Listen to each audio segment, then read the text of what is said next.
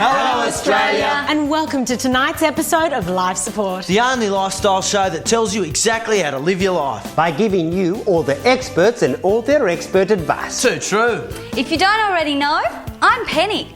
And tonight, I'll be showing you all a stimulating way to beat the man's revenue-raising breath tester. How's it? Your media medico Dr. Rudy here. And this week, I'll be showing all you men a way to make sure your woman backs the car out of the driveway properly. I'll be keeping my eye out for that one. G'day, I'm Todd, Life Support's resident handyman. And tonight, I'll be showing all you blokes a beaut way to beat brewing barroom brawls. My name's Sigourney, and coming up, I'll be showing all you modern women a fabulous way to help your fatty friends lose weight. Well, it sounds like we've got a wonderful show for you tonight. Oh yeah, it's a real ripper. So instead of just talking about it, why don't we show them it? Yes, I agree. Let's get started.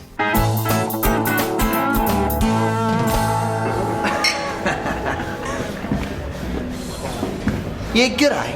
Have you ever noticed when you're out enjoying a quiet ale that you can feel trouble brewing? And sometimes it's not even your fault. If you're like me, you might even attract it for no reason whatsoever. I'll take it easy, mate. Anyway, sometimes when a simple situation turns nasty, you can feel that flying fists of fury are only seconds away.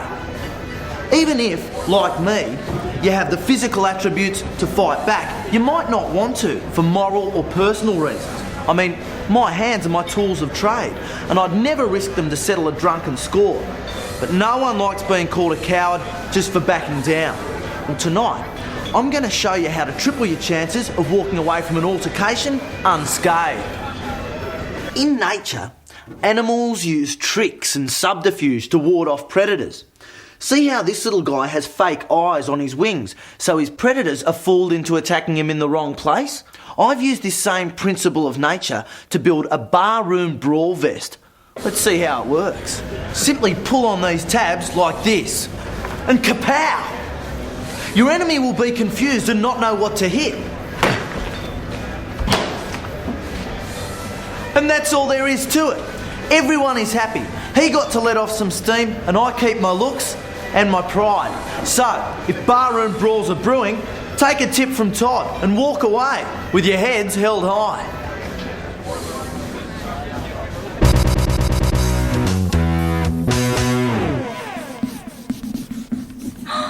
Jonathan, you naughty boy! That's gonna get me fired, you little shit! I ought to belt the living...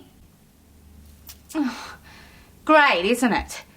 Have you ever found yourself in this predicament? You'd love to belt the bejesus out of the baby you're sitting, but you can't.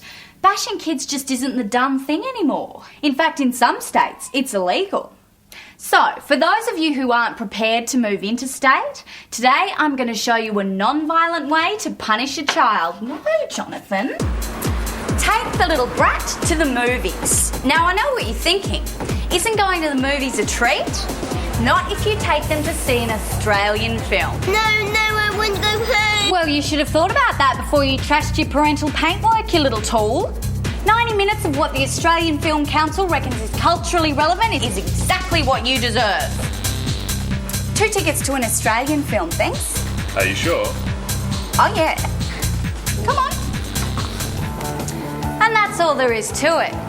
Sure, you can argue that punishing a child with Australian film is excessively cruel. the truth. But if the state government won't let you bash some sense into them the old-fashioned way, what can you do? It is tough love, but you've learnt your lesson, haven't you? So next time you want to punish a child, don't physically abuse them. It's against the law. Take them to see an Australian film, because mental abuse is still perfectly legal. See ya.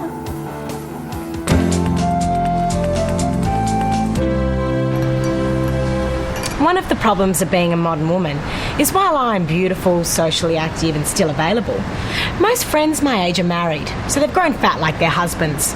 Having fat, frumpy friends means you can't afford to be seen with them in public anymore. And with no all-girl posse to go nightclubbing with, how am I expected to meet any eligible men? Well, today, I'm going to show you how you can get your fat friends fit for a full-on hottie hunt. Nothing inspires a crash diet more than a wedding. So all you have to do is tell your fat friends you're getting married to a Middle Eastern prince you met on the internet and you want them to be your bridesmaids. Pick out some gorgeous dresses, making sure they only go up to size 12. Then tell them the wedding must take place next month and has to be low-key for tax reasons. Whether by Atkins or bulimia, you can bet your bottom dollar that the bridesmaids will do whatever it takes to shed those kilos and look fabulous for your wedding. And don't they look gorgeous? But oh dear, it seems that my prince hasn't come. I can't believe he's done this to me. It's horrible. And that's all there is to it. With your formerly fat friends now looking fabulous and a jilted bride the centre of attention, it's the perfect situation for a night out on the town. Okay, hate men, but I'm willing to give them one more try. Let's go to Shooters. And because the bridesmaids are hitched, there'll be no competition when we run into a couple of cuties at the cocktail bar.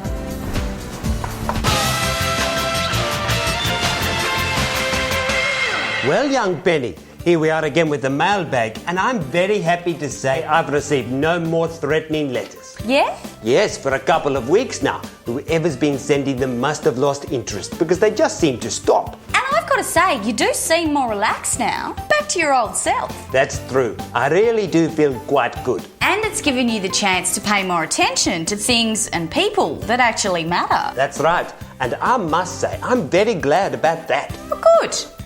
Well, then I'm glad I went to the trouble of fishing these out of the mailbag every day for the last 2 weeks. Oh, my word, Benny. I really can't believe it. What did they go on to say? Oh, nothing new. You know, Rudy, I know the truth. You can't hide in television. I'll be in contact. Oh, this really is too much. Why do you keep them from me, Benny? This means nothing has changed. Oh, not true. You've changed.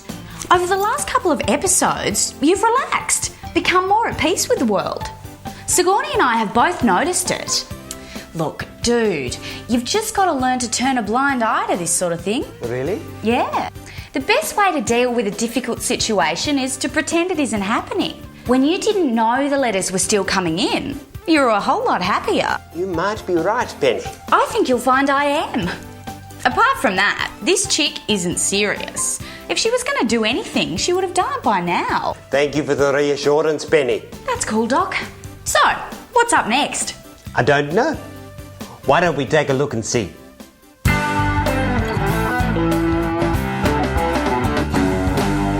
Oh, g'day. The tie is one of the most underrated and underutilised items of men's clothing. The right tie can attract all the female attention in the room your way. Like the colourful tail of the male peacock, bright colours can work wonders. But there's always bound to be someone wearing a tie brighter than your own. Well, today, I'm going to show you a tie trick that works beyond colours and will guarantee you the attention of every female in the room, every time. The queue for the women's bathroom is always longer than the men's. Is that because they take longer to relieve themselves? Not at all. They take exactly the same amount of time. The reason women spend longer in there is because they're looking at themselves in the mirror. That's right. All women have a frequent need to look at their own reflection. So, if you want a tie that's going to attract the attention of women, wear a tie made from a mirror. All the attention in the room, guaranteed, because for a woman, there's nothing in the world quite as interesting as her own reflection. Oh, g'day, little lady.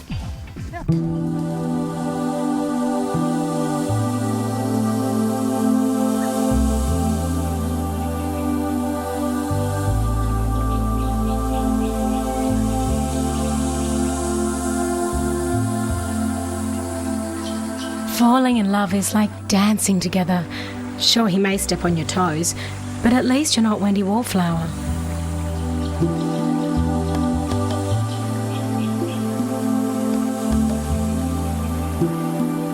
I don't think women should get paid maternity leave. If you haven't found a man who can afford to support you, you shouldn't be getting pregnant.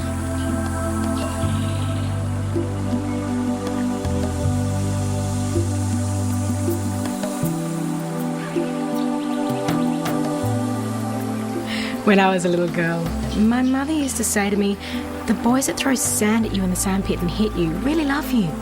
The older I get, I realise this is true for men too.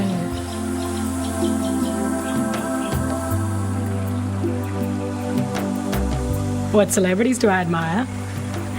Well, you wouldn't know them because they're hard at work being celebrities in their own home.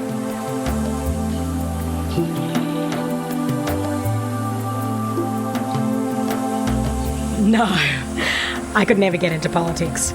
There's no place for mascara and menstrual cycles in a man's world. Natasha taught us that. Do I practice what I preach? Well, I guess I'm kind of like the Dalai Lama. I need to be vocal about the need for silence. But I'd never get people to wear those awful bindis or shave their heads.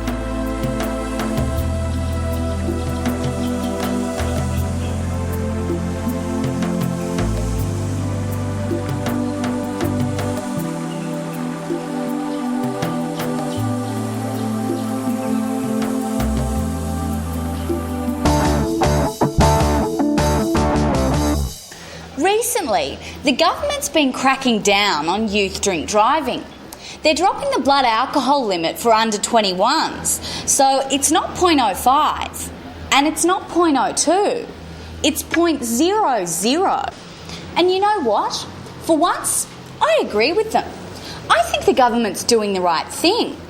It's stupid to drink and drive when it's so easy to get caught, especially when you don't need to get drunk to relax. Let me show you. If the government won't let you drink, then get into petrol sniffing instead. It's only 90 cents a litre. You don't have to be 18 to buy it. And by killing your brain cells and retarding your brain function, it makes you as high as a kite. But best of all, when you get stopped for erratic driving, you won't have a blood alcohol reading. Plus, the cops won't suspect a thing if you smell like petrol. After all, you're sitting in a car. You can go now. So for once, listen to the man. If the government doesn't want you to drink and drive, then don't drink and drive. It's stupid when there are other, easier ways to share a high with your car. See ya.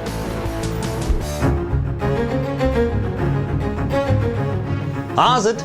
Dr. Rudy here, and I must say these are sad times we live in. It's got to the stage where an honest, red-blooded man can't tell a woman what he thinks of her bottom and what he'd like to do to it without being physically assaulted by the woman and sacked from his job. So much for freedom of speech. Women are always saying they want men to express their feelings, but when you do, you end up with one of these. Don't worry, my friend. I have a solution. When you speak to women, there's no need to think before you speak, so long as you speak a bit differently. It's a fact of life. You can say exactly what you want about the most intimate reaches of a woman's anatomy as long as you sound gay when you say it. I have to sound happy. No, you have to sound homosexual. Don't worry, impersonating a homosexual isn't as daunting as you might believe. Say exactly what you really want to say to a woman, only this time speak through your nose, lisp your sibilants and say girlfriend at the end of each sentence. You try.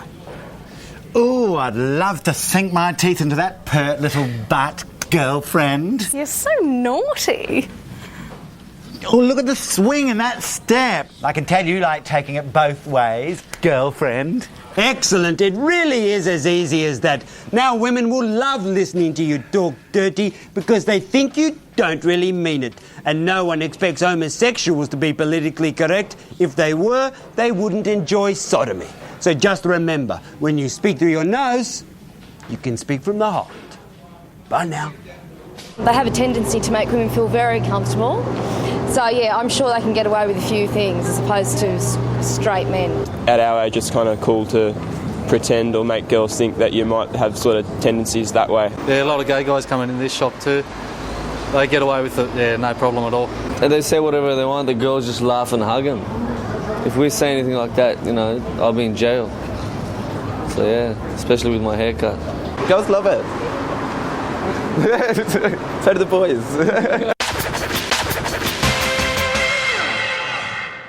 You know, here at Life Support, we get a lot of letters from viewers keen to know the quickest and easiest way to get their development proposals through local council.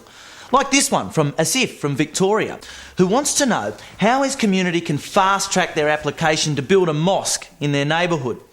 He writes, "Every time we submit the plans to council, we're rejected. What can we do?" Well, Asif, I've asked Sigourney to help us on this one. She's comfortable with cultural references. That's right, Todd. The thing with a mosque is not that your community doesn't want to encourage Muslims to move into the area by allowing you a place of worship. It's just that the architecture of your sacred building clashes with our preferred Australian architecture. So, Asif, if you want to get the plans for your mosque approved, all you have to do is make some minor alterations to its design. That's right. Now, I've hipped up this artist's impression of a typical mosque design. So the first thing you need to do to modify your mosque is remove the minarets and replace them with these chimneys. Oh, very nice, Todd. Yeah, and it'll look even nicer with these handrail and freeze rail features. Not only that, but the addition of a gable. Oh, how quaint. And you just can't get enough of these turned balusters. Oh, I love those. And the koala stained glass feature window. And there you have it. A dinky-die Aussie Federation mosque. And you don't just have to stop at decorative timberwork. Red Marseille pattern terracotta tiles look great on a domed roof. I think it looks wonderful. It fits right in. So, Asif, if you want to get your mosque approved, all you have to do is adapt it to this Aussie design. Because, let's face it, sometimes we all have to adapt to fit in. Not too true. But for now, why don't we fit in another segment?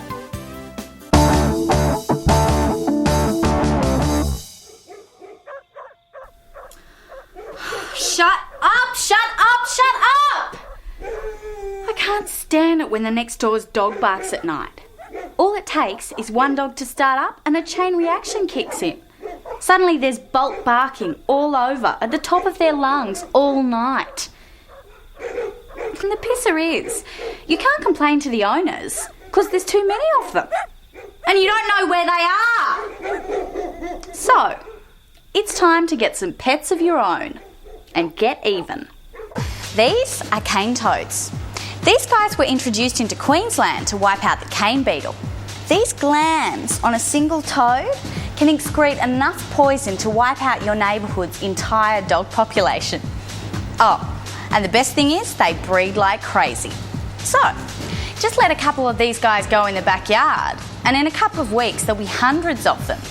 Suddenly you'll start to notice less dogs barking at night and you'll be treading in less crap on the streets.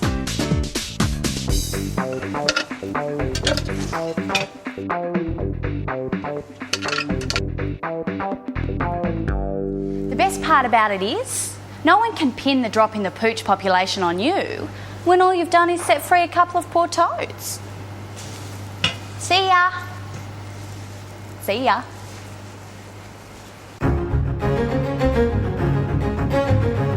How's it? Dr. Rudy again. You know, at times I'm inclined to believe that women have supernatural powers. One of the most amazing is the ability of a woman to spot a blonde hair on your coat from the other side of the room. It belongs to a golden retriever. It's as if women have an enhanced radar for hair colour that's not their own when it's on something that belongs to them. Like you. Today I'm going to show you how to put this information to great use. Why is it that women have so much trouble backing out of the driveway? Whilst we men cannot begin to understand it, still we must deal with it. It seems like she can't even see the fence.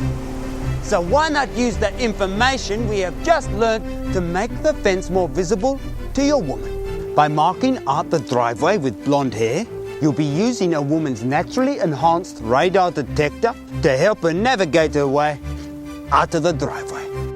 There, let's see if it works.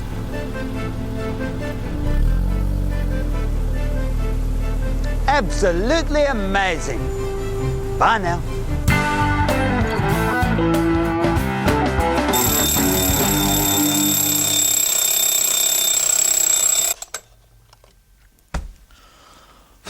Oh yeah, g'day. Again. Look, not many people realise the damage done to their nervous system by starting each day with this. It means that the body spends a few minutes of each precious day in a panic, with subsequent time being spent calming down and convincing itself that it isn't in any danger. So Todd's come up with a nicer way to start the day. All you'll need is a frying pan, a few morsels of bacon and a timer, like this one.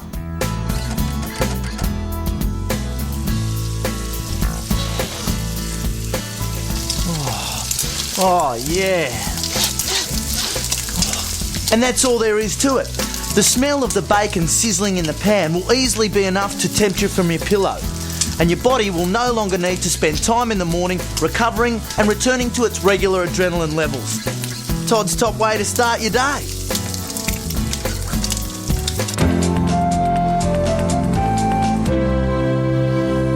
If you're like me, when you hang out your washing, you always match the colour of the pegs with each other and then choose the peg colour that complements the colour of the clothing. But doesn't it take forever to decide on a perfect match for these difficult patterns and florals? Well, don't worry, there is a quick and easy answer. Simply paint some wooden pegs with a base coat that matches the background colour of the fabric. Next, dot on the main colour that matches the fabric pattern.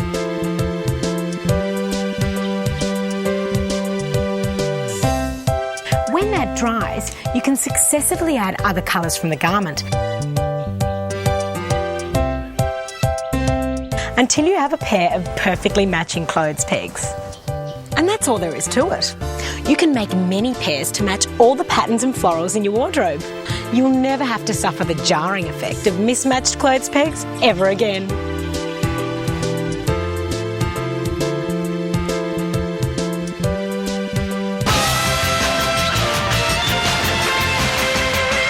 Well, strap me to a polygraph if you like, but I tell you what, here we are at the end of another episode. As good a reason as any to take the night off cooking. Oh, what? No, Tucker? That's right. Sigourney's been working very hard lately, and I think she deserves the night off. Well, you should have told me or I would have whipped something up for us. Yeah, bummer. Usually the only reason I hang around till the end of the show is for the food. Don't worry, Penny. I've taken the liberty of ordering some takeaway Thai. Excellent idea, Sigourney. Socks. Oh, and here it is now. Now, you beaut Aussie battlers out there, make sure you join us next week for a very special episode of your favourite lifestyle show. I'll just get my purse. I'll pick this one up, Sigourney. It will be my pleasure. Why, thank you, kind sir. Yeah, thanks. That's right. Next week's show is a special one, packed with extraordinary advice and out of the ordinary entertainment. And that's why you just wouldn't want to miss it. Good night, Australia. Yes, thank you very much. You may go now. What were you saying, Sigourney? Thank you, Dr. Rudy. Now remember, next week we'll all be here for you. Well, you Australians in the meantime, take better care of one another. Good night, Australia. Now, something light for you, Sigourney?